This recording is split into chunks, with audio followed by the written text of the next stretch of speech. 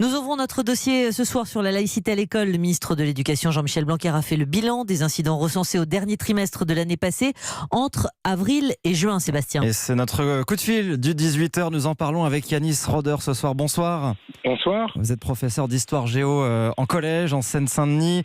Vous faites partie du Conseil des sages sur la laïcité qui a été mis en place par le ministère. 900 incidents recensés. Ce qui nous a marqué dans ces chiffres cette fois-ci, c'est une baisse observée au lycée, mais une augmentation des cas signalés à l'école, au primaire, du fait des parents. C'est quelque chose qui vous surprend ? Écoutez, oui et non. Nous savons aujourd'hui que des enfants en bas âge se comportent parfois comme des adultes, c'est-à-dire en termes religieux, refusent de donner la main à des petites filles, refusent de se mélanger avec des petites filles par exemple. Donc, vous savez, ces enfants sont nécessairement soumis à la parole des parents. Si on observe d'une manière générale, et c'est peut-être le cas en France, à une radicalisation plus importante, ce que montre d'ailleurs le dernier sondage de l'IFOP et de la Fondation Jean Jaurès, une partie de nos compatriotes musulmans, je ne vois pas pourquoi les enfants seraient à l'abri de cette radicalisation. Une dernière question, Yanis Roder, sur cette polémique qui a éclaté aujourd'hui. Vous avez probablement vu cette affiche publiée par la FCPE, une femme voilée qui accompagne une sortie scolaire avec ce slogan. Et alors, elle vous choque cette affiche ?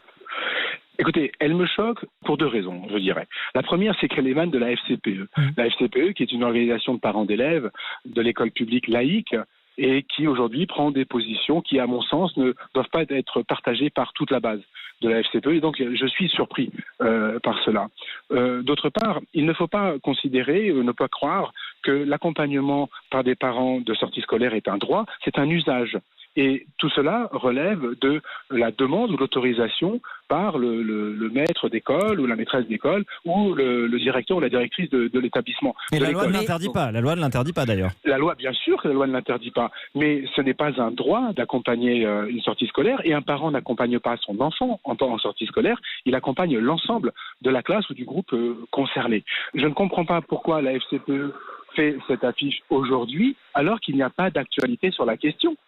C'est simplement, de mon point de vue, une affiche électoraliste qui vise à rallier les suffrages de gens qui se sentent concernés par cela. Merci beaucoup Yanis Roder. Je rappelle que vous êtes prof d'histoire géo. Vous avez également écrit en 2002 Les territoires perdus de la République. Merci d'avoir été avec nous dans le journal de 18h.